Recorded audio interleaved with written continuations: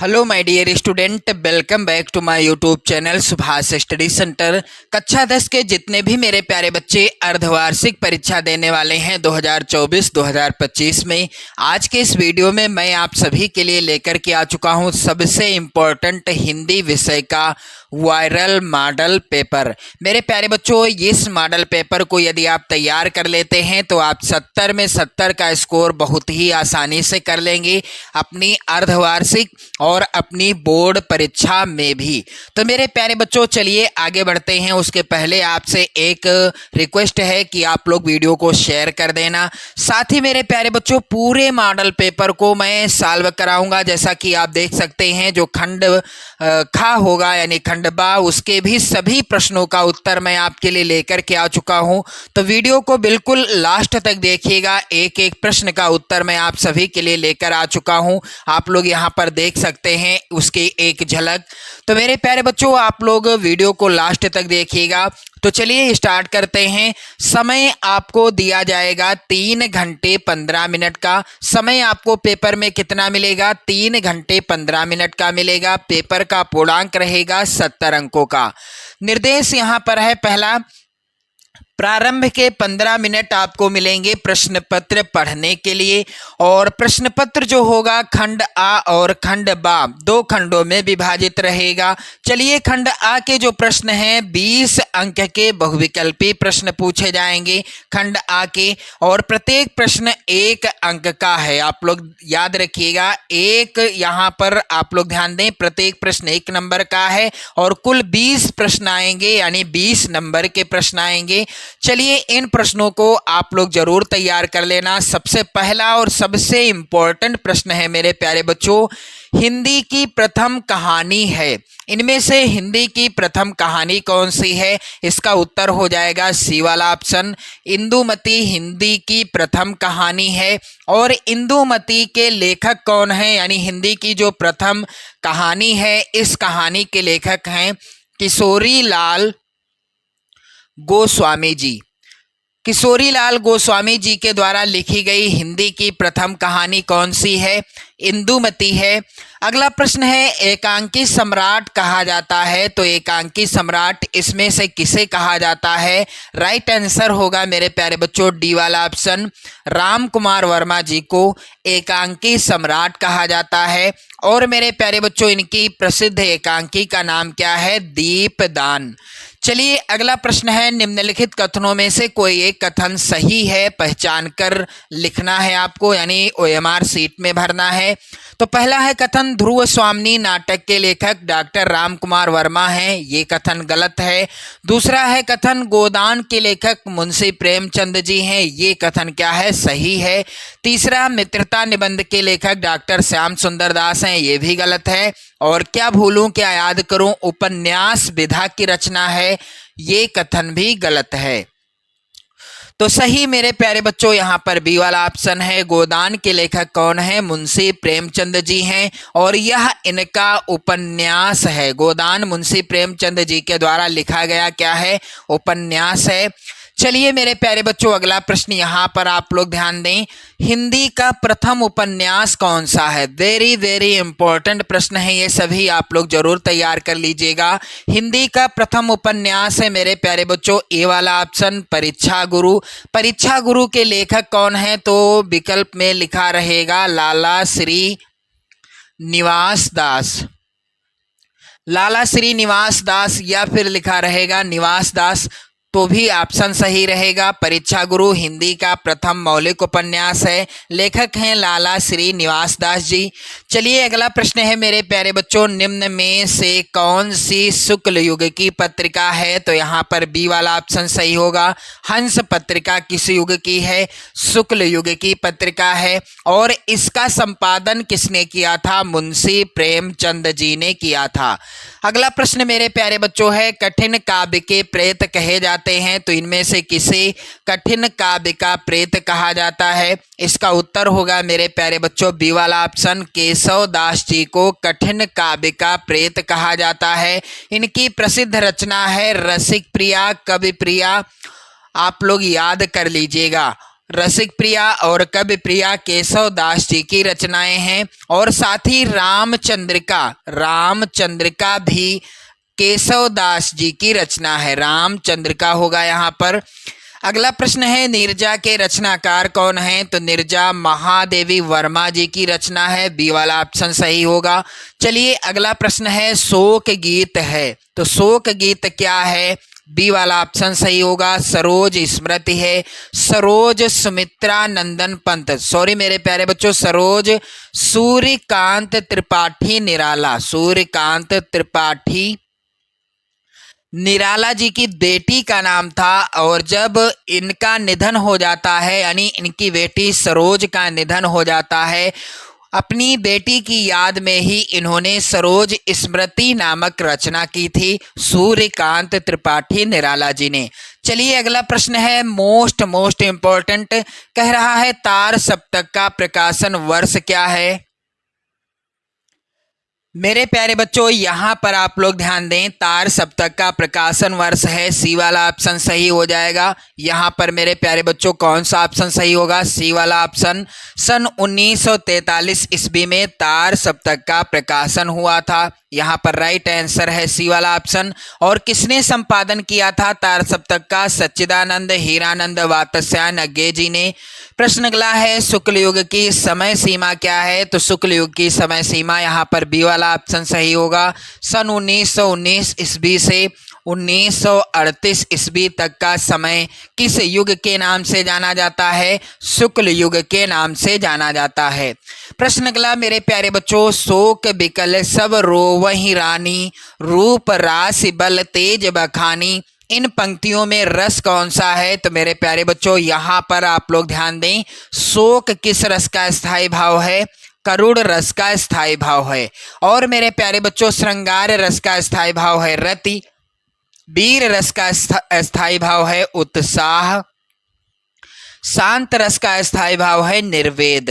तो शोक यहाँ पर दिए गए उदाहरण में पहले ही लिखा है, तो आप लोग ट्रिक लगा सकते हैं, अनुमान लगा सकते हैं कि यहाँ पर करुण रस ही होगा। अगला प्रश्न है, चरण कमल बंदो हरिराई में कौन सा अलंकार है? तो मेरे प्यारे बच्चों यहाँ पर राइट आंसर हो जाएगा ए वाला ऑप्शन, रूपक अलंकार है। प्रश्न अगला है, जो सुमिरत सिद्धि होए गण नायक करिवर वदन के दोनों चरणों में कितनी मात्राएं हैं? तो यहाँ पर मेरे प्यारे बच्चों राइट आंसर क्या होगा? सी वाला ऑप्शन सही होगा, यहाँ पर 24 मात्राएं हैं। प्रश्न अगला है, अभिमान शब्द में प्रयुक्त उपसर्ग है, तो अभिमान में कौन सा उपसर्ग प्रयोग किया गया है? तो मेरे प्यारे बच्चों आप लोग ध्यान दें, यहाँ पर थोड़ा सा एक विकल्प जो है वो मिसप्रिंट है, जो कि सही ऑप्शन क्या होता? अभी होता, क्योंकि मान है मूल शब्द और इसके आगे यानी पूर्व यानी पहले क्या जुड़ा है? अभी जुड़ा है, इसलिए क्या है? अभिमान हो गया है। त्रिफला का समास विग्रह क्या होगा? अगला प्रश्न है, तो तीन फलों का समूह हो जाएगा त्रिफला का समास विग्रह। मेरे प्यारे बच्चों अगला प्रश्न है, कपड़ा का तत्सम क्या हो जाएगा? तो कपड़ा का तत्सम हो जाएगा यहाँ पर मेरे प्यारे बच्चों वस्त्र, ए वाला ऑप्शन सही हो जाएगा। कौन सा ऑप्शन सही होगा? ए वाला ऑप्शन सही होगा। युष्मद का सप्तमी विभक्ति का रूप क्या होगा? तो यहाँ पर बी वाला ऑप्शन सही है, तो ही हो जाएगा। मेरे प्यारे बच्चों अगला प्रश्न है, वाक्य के कितने तत्व होते हैं? तो वाक्य के यहाँ पर सी वाला ऑप्शन सही होगा, 4 तत्व होते हैं। प्रश्न अगला है, क्रिया का वह रूप जिससे यह पता चलता है कि क्रिया कर्ता या कर्म अथवा भाव के अनुसार हुई है, उसे क्या कहते हैं? यहाँ पर ए वाला ऑप्शन सही होगा, उसे कहते हैं वाच्य।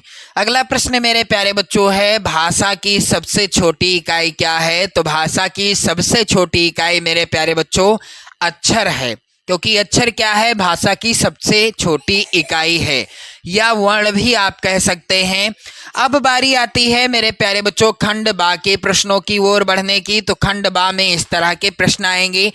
प्रश्न है यहाँ पर, निम्नलिखित गद्यांश पर आधारित 3 प्रश्नों के उत्तर दीजिए। 6 नंबर का प्रश्न आएगा। तो चलिए मेरे प्यारे बच्चों यहाँ पर आप लोग ध्यान दें। पहला गद्यांश है, रोहतास दुर्ग के प्रकोष्ठ में बैठी हुई युवती यहाँ पर युवती होगा, थोड़ा सा मिसप्रिंट है, मैं यहाँ पर लिख रहा हूँ ताकि आप अच्छे से समझ सकें। ममता शोण के तीक्ष्ण गंभीर प्रवाह को देख रही है। ममता विधवा थी, उसका यौवन शोण के समान ही उमड़ रहा था। मन में वेदना, मस्तक में आंधी और आंखों में, यहाँ पर आंखों होगा, आंखों में पानी की बरसात लिए वह सुख के कंटक शयन में विकल थी। वह रोहतास दुर्गपति के मंत्री चूड़ामणि की अकेली दुहिता थी। फिर उसके लिए कुछ अभाव होना असंभव था, परंतु वह विधवा थी और हिंदू विधवा संसार में सबसे तुच्छ निराश्रय प्राणी है। तब उसकी विडंबना का कहाँ अंत था। चलिए मेरे प्यारे बच्चों, गद्यांश का पहला प्रश्न है, उपर्युक्त गद्यांश का संदर्भ लिखिए। तो सबसे पहले आप क्या करेंगे, जब आप कॉपी लिखेंगे तो कॉपी पर सबसे पहले आपको क्या करना है, प्रश्नोत्तर संख्या इस तरीके से हेडिंग डाल देना है। और फिर गद्यांश के शुरुआत के जो शब्द हैं, जैसे कि यहाँ पर शुरुआत के शब्द क्या है मेरे प्यारे बच्चों, यहाँ पर है रोहतास दुर्ग के प्रकोष्ठ में। और लास्ट के शब्द क्या है गद्यांश के, यहाँ पर उसकी विडंबना का कहाँ अंत था। तो अब इसको पहले लिख देना है प्रश्नोत्तर संख्या 1 डालने के बाद रोहतास दुर्ग के प्रकोष्ठ में, फिर यहाँ पर डैश डैश कर देंगे, काले पेन से आप हेडिंग डालिएगा। और इसके बाद विडंबना का कहाँ अंत था, ये लास्ट के शब्द हैं। फिर आप संदर्भ हेडिंग डालिएगा। संदर्भ क्या होगा, प्रस्तुत गद्यांश हमारी पाठ्य पुस्तक हिंदी, आप काले पेन से लिख देना, के गद्य खंड भी आप काले पेन से लिखिएगा। में संकलित पाठ का नाम क्या है, ममता, पाठ का नाम भी काले पेन से लिखना है आपको।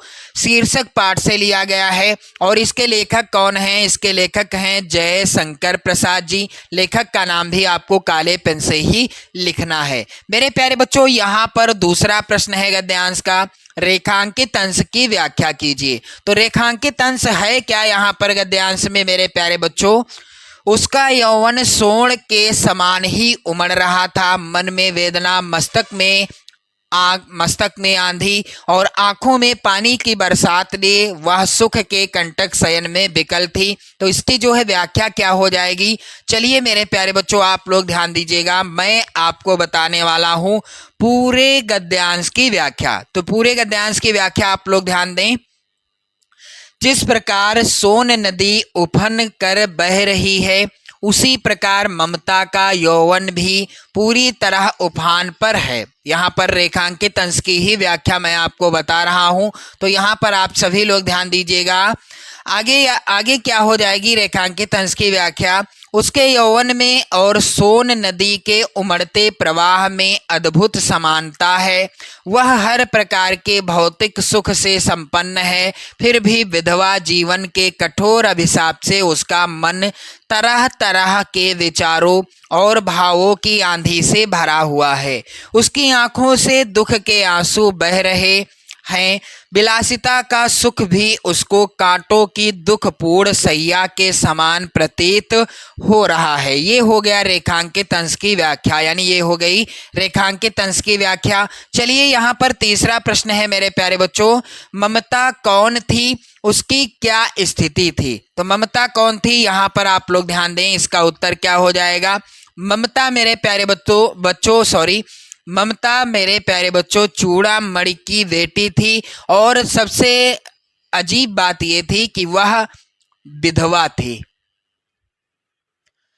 चलिए मेरे प्यारे बच्चों, यहाँ पर अगला प्रश्न है, निम्नलिखित पद्यांशों में से किसी एक पद्यांश के नीचे दिए गए प्रश्नों के उत्तर देना है। 6 नंबर का प्रश्न आएगा।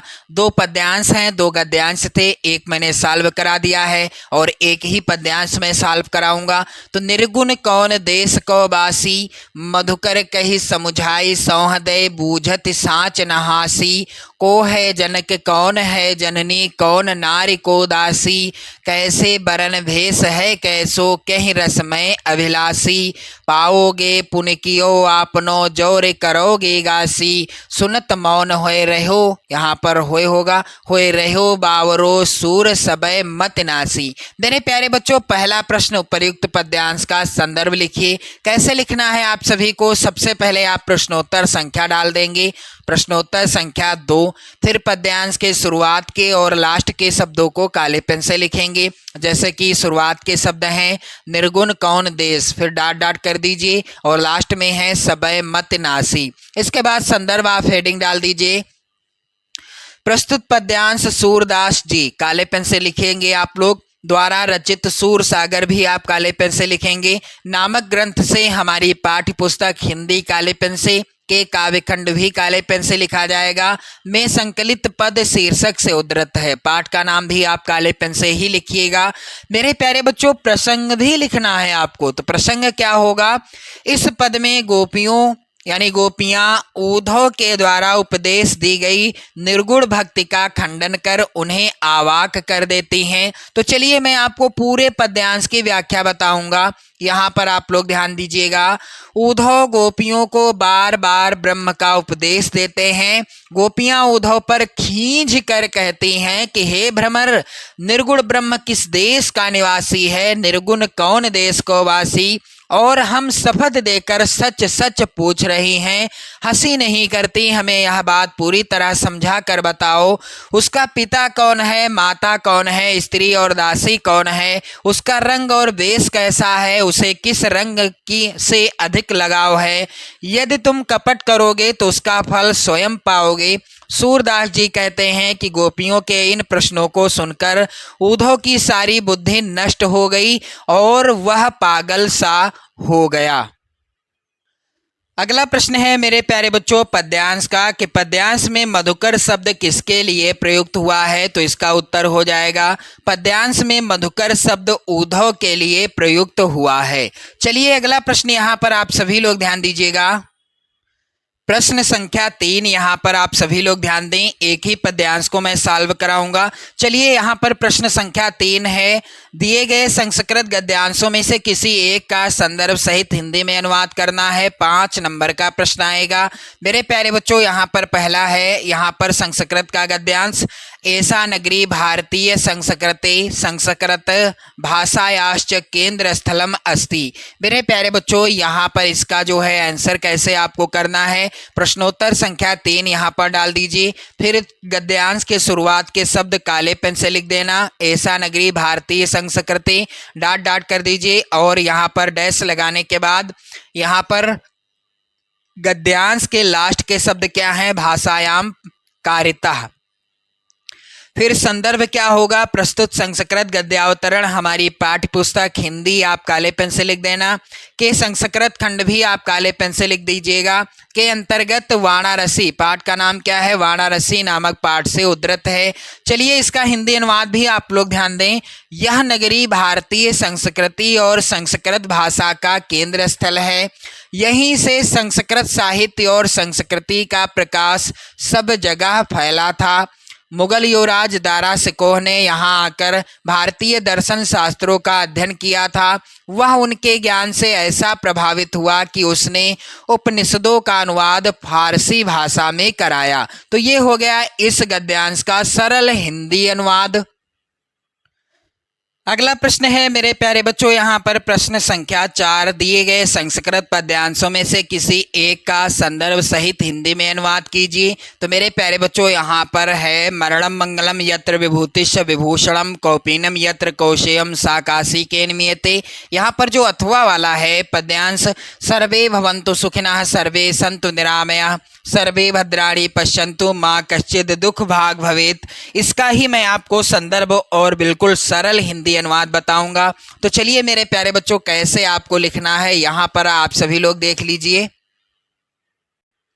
आपको करना क्या है मेरे प्यारे बच्चों, प्रश्नोत्तर संख्या 4 अथवा इस तरह से लिख दीजिए यदि आप अथवा कर रहे हैं तो मेरे प्यारे बच्चों सबसे पहले हमें पद्यांश के शुरुआत के शब्द जैसे सर्वे भवन्तु सुखिनः काले पेन से लिख देना, जो भी पद्यांश होगा उसके, और फिर लास्ट के शब्द दुख भाग भवेत् इस तरह से डैश यानी डॉट डॉट करने के बाद इस तरह से लिख देना। संदर्भ हेडिंग डाल दी जाएगी काले पेन से। प्रस्तुत श्लोक हमारी पाठ्य पुस्तक, यहाँ पर आप लोग ध्यान दें, थोड़ा मिसप्रिंट है, मैं काट रहा हूं उसको। हिंदी के संस्कृत खंड के अंतर्गत पाठ का नाम क्या है, भारतीय संस्कृति, पाठ का नाम काले पेन से लिखिएगा, नामक पाठ से उद्धृत है। चलिए इसका हिंदी अनुवाद क्या होगा कि सर्वे भवन्तु सुखिनः सर्वे सन्तु निरामयाः सर्वे भद्राणि पश्यन्तु माँ कश्चित् दुख भाग भवेत्। तो यहाँ पर हिंदी अनुवाद देख लो आप लोग।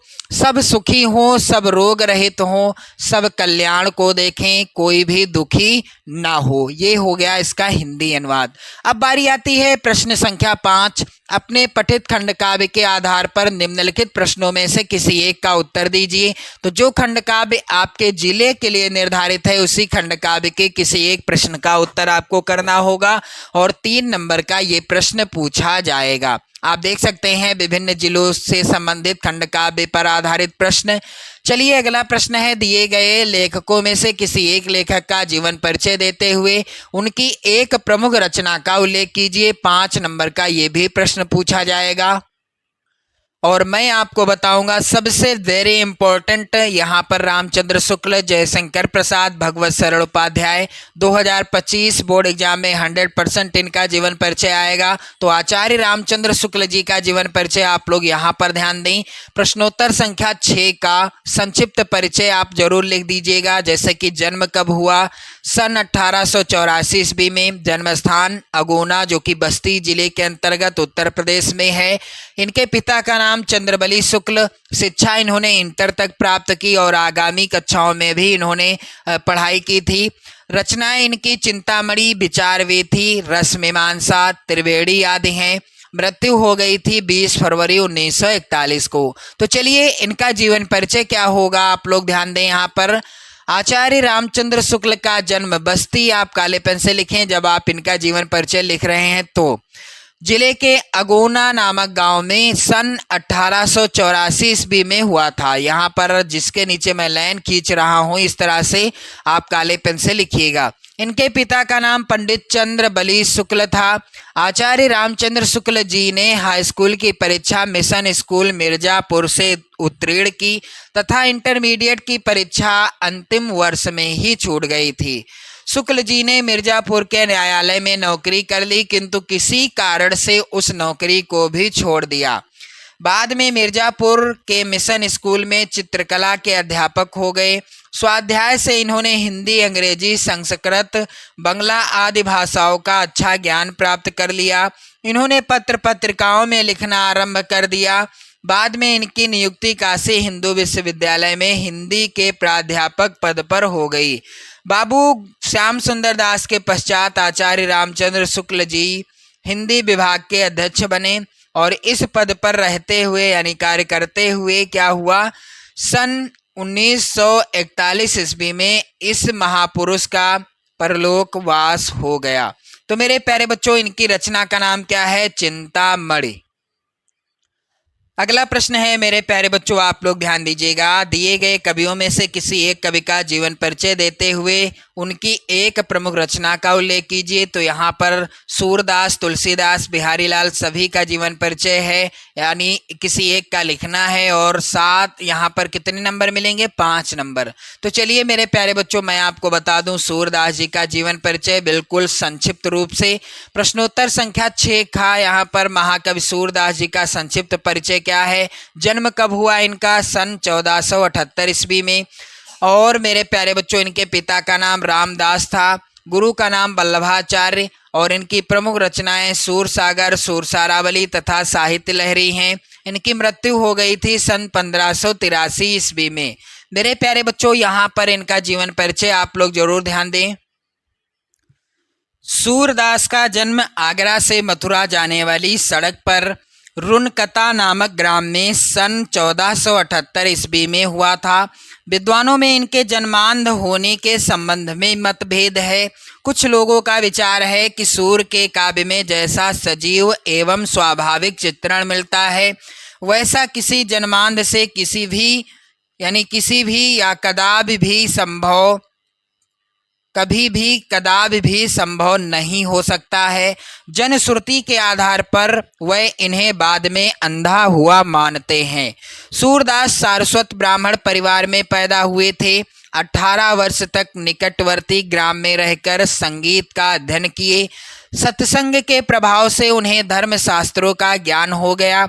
बचपन से ही विरक्त हो यह गौ घाट पर रहने लगे थे। वल्लभाचार्य को इन्होंने एक स्वरचित पद सुनाया, जिस पर प्रसन्न होकर उन्होंने इनसे कृष्ण लीला को छंदबद्ध करने का सुझाव दिया। ये वल्लभाचार्य के शिष्य बन गए और वहीं गोवर्धन पर्वत पर बने श्रीनाथ जी के मंदिर में कीर्तन करने के लिए रख लिए गए। सूरदास जी अष्टछाप के श्रेष्ठ कवि हैं। इनकी मृत्यु पारसौली ग्राम में 1583 ईस्वी के आसपास हुई थी और इनकी प्रमुख रचना है सूर सागर। तो मेरे प्यारे बच्चों, इसी तरह से आपको लिखना है। वीडियो को लाइक कर देना, शेयर कर देना। चलिए अगला प्रश्न यहाँ पर है, अपनी पाठ्य पुस्तक में से कंठस्थ कोई एक श्लोक लिखिए जो इस प्रश्न पत्र में ना आया हो। 2 नंबर का प्रश्न है, तो चलिए इसका उत्तर आप लोग ध्यान दें। प्रश्नोत्तर संख्या 7 का उत्तर यहाँ पर अपदो दूरगामी चा साक्षरो नाचा पंडिता अमुखा स्फुट वक्ता चा यो जानात सह पंडिता। प्रश्न अगला है मेरे प्यारे बच्चों, निम्नलिखित विषय पर पत्र लिखिए। 4 नंबर का प्रश्न है, शहर की सफाई है तो अपने शहर के मुख्य नगर अधिकारी को पत्र लिखिए, अथवा आकस्मिक अवकाश है तो अपने प्रधानाचार्य को एक पत्र लिखिए। मेरे प्यारे बच्चों, यहाँ पर इसका जो है उत्तर क्या हो जाएगा मैं आपको बताऊंगा। यहाँ पर जो अथवा में है प्रश्न, इसका उत्तर आकस्मिक अवकाश है तो अपने प्रधानाचार्य को पत्र कैसे लिखना है। प्रश्नोत्तर संख्या 8 अथवा यहाँ पर आप लोग ध्यान दें, कॉपी के इस साइड में आप डालेंगे सेवा में श्रीमान प्रधानाचार्य जी, केपी इंटर कॉलेज प्रयागराज। आप अपने विद्यालय का भी नाम लिख सकते हैं। विषय आपको डालना है आकस्मिक अवकाश हेतु प्रार्थना पत्र। तो क्या लिखा जाएगा, महोदय। जो जैसे लिखा है आप ऐसे ही लिखेंगे, जैसे यहाँ पर महोदय लिखा है तो आप यहीं पर लिखेंगे इसी साइड में, ये नहीं आप यहाँ लिखो।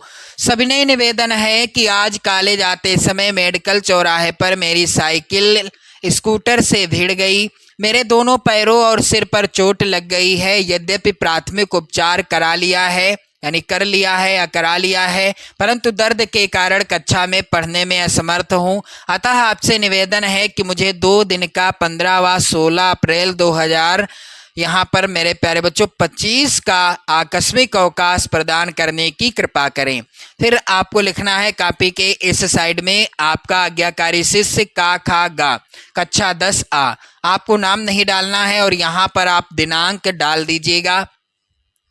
अगला प्रश्न है यहाँ पर, निम्नलिखित प्रश्नों में से किन्हीं 2 प्रश्नों का उत्तर संस्कृत में दीजिए। तो कुत्र मरणम मंगलम भवति, ये सभी प्रश्न 2025 बोर्ड एग्जाम में 100% पूछे जाएंगे। मेरे प्यारे बच्चों, कुत्र मरणम मंगलम भवति, इसका राइट आंसर क्या हो जाएगा, वाणारस्याम मरणम मंगलम भवति। अगला प्रश्न है, चंद्रशेखर का आसीत। तो चंद्रशेखर एका प्रसिद्ध क्रांतिकारी देशभक्ता चा आसीत। अगला प्रश्न मेरे प्यारे बच्चों है, वातात शीघ्रतरम किम अस्ति। तो वातात शीघ्रतरम, यानी यहाँ पर राइट आंसर क्या हो जाएगा, मनः वातात शीघ्रतरम अस्ति, यानी मन जो है वायु से भी तेज चलता है। अगला प्रश्न है, धीरः केन पूजते। तो वीरः धीरेण पूजते, ये हो गया राइट आंसर। प्रश्न अगला है यहाँ पर, निम्नलिखित में से किसी एक विषय पर निबंध लिखिए। 7 नंबर का प्रश्न आएगा। तो चलिए मेरे प्यारे बच्चों, यहाँ पर प्रश्नोत्तर संख्या 10 और मैं आपको बताऊंगा यहाँ पर जो इतने विषय दिए गए हैं इन्हीं में से किसी एक पर निबंध, जैसे कि छात्र जीवन में अनुशासन का महत्व, सबसे इम्पोर्टेंट निबंध है 2025 बोर्ड परीक्षा के लिए भी। तो चलिए कैसे लिखना है, आपको हेडिंग डाल देना है छात्र जीवन में अनुशासन का महत्व। रूपरेखा हेडिंग डाली जाएगी, इसके अंतर्गत प्रस्तावना, अनुशासन से तात्पर्य, अनुशासन का महत्व, विद्यालयों में अनुशासनहीनता और उसके कारण तथा उपसंहार। तो चलिए एक एक हेडिंग को विस्तार से समझते हैं।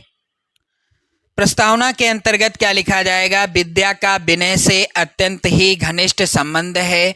विद्या ददात विनयम के आधार पर विद्या से ही विनय का प्रादुर्भाव होता है, किंतु आज देश का दुर्भाग्य है कि विद्या मंदिरों में जहां विनयशीलता का साम्राज्य होना चाहिए वहां घोर अनुशासनहीनता अपना दानवी दामन पसारे क्रूरता भरा अट्टहास कर रही है। चारों ओर उच्च खलनता, का ही बोलबाला है, ना अध्यापकों में गुरु की महिमा है और ना छात्रों का शील स्वभाव।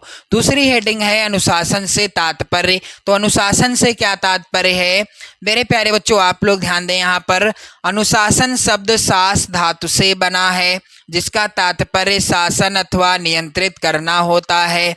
विश्व के सारे कार्यकलाप, चाहे वह जड़ से संबंध हो अथवा चेतन से, एक निश्चित समय से आबद्ध होते हैं। पृथ्वी, सूरज, चंद्रमा नियमानुसार नित्य एक निश्चित गति से चक्कर लगाते हैं।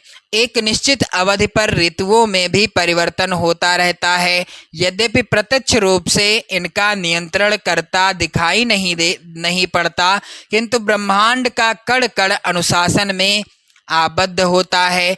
मनुष्य सामाजिक और वैज्ञानिक नियमों से नियंत्रित होता है, तो ऋतुएं काल से नियंत्रित हैं। यदि ये नियंत्रण टूट जाए तो विश्व में बर्बरता व्याप्त हो जाए और सारा संसार यानी संसार प्रलय के कगार पर लड़खड़ाता हुआ दिखाई देने लगे। अनुशासन अथवा नियंत्रण से जीवन सुखी और क्या होता है, जीवन सुखी और शांत होता है। अनुशासन जीवन को गति प्रदान करता है, उसे सुरक्षित रखता है और जीवन के उद्देश्यों को सार्थक बनाता है। अनुशासन से मनुष्य में शक्ति और आत्मविश्वास की भावना का उदय होता है एवं उसका मनोबल ऊंचा होता है। चलिए अगली हेडिंग है अनुशासन का महत्व। तो अनुशासन का महत्व क्या है? मानव जीवन में अनुशासन का बड़ा महत्व है। अनुशासन से तात्पर्य मुख्यतः आत्मानुशासन से ही है। नियंत्रण तो भय और दबाव से भी किया जा सकता है, किंतु उसका प्रभाव अस्थायी होता है। भय और दबाव समाप्त हो जाने के पश्चात पुनः कुछ उच्छृंखलता की पूर्व स्थिति आ जाती है, और जो अपने लिए, समाज के लिए और सारे विश्व के लिए अत्यंत ही घातक होती है। वही अनुशासन अपने सच्चे अर्थ में सार्थक होगा जो स्वेच्छा से ग्रहण किया गया हो। जीवन के कार्य क्षेत्र में हमारे लिए अनेक कल्याणकारी नियम बनाए गए हैं, जिनका पालन करना हमारे कर्तव्य के अंदर आता है। उन नियमों का पालन बराबर कानून या डंडे के बल पर नहीं कराया जा सकता। व्यक्ति को स्वयं अपने को उन नियमों के अंतर्गत नियंत्रित करना होगा। यदि समाज के सभी नियम पूर्णतः नियंत्रित और अनुशासित हो जाएं, तो सर्वत्र सुख और शांति का साम्राज्य व्याप्त हो जाएगा तथा धरती पर स्वर्ग उतर आएगा। अनुशासन सभी सुखों की जड़ है। वह कठोरता का ऐसा पाषाण है जिसके नीचे आनंद की मधुर जल स्रोत छिपा हुआ है, यानी आनंद का मधुर जल स्रोत छिपा हुआ है। अगली हेडिंग है विद्यालयों में अनुशासनहीनता। तो मेरे प्यारे बच्चों, इसके अंतर्गत क्या लिखा जाएगा? छात्रों में अनुशासनहीन बनाने यानी छात्रों को अनुशासनहीन बनाने में आज का अनुशासनहीन सामाजिक वातावरण भी कम उत्तरदायी नहीं है। आज देश के 95% बच्चे ऐसे ही समाज में पल रहे हैं जहां चोरी, चोरबाजारी, भ्रष्टाचार आदि कुरीतियों का कोढ़ जमा है। बच्चों पर प्रत्यक्ष और परोक्ष रूप में इसका प्रभाव पड़ता ही रहता है। वह राजनीतिक गुटबंदी सीखता है, सिनेमा के अश्लील गाने गाता है, फैशन परस्ती में अपना सारा समय व्यतीत करता है। पढ़ाई लिखाई के बाद ऐसी स्थिति में ध्यान किस प्रकार जा सकता है? चलिए मेरे प्यारे बच्चों, यहाँ पर 5वीं हेडिंग क्या है? उपसंहार। तो इसके अंतर्गत क्या लिखा जाएगा? अतः विद्यालयों में व्याप्त इस घोर अनुशासनहीनता के निराकरण के लिए उपाय सोचा होगा।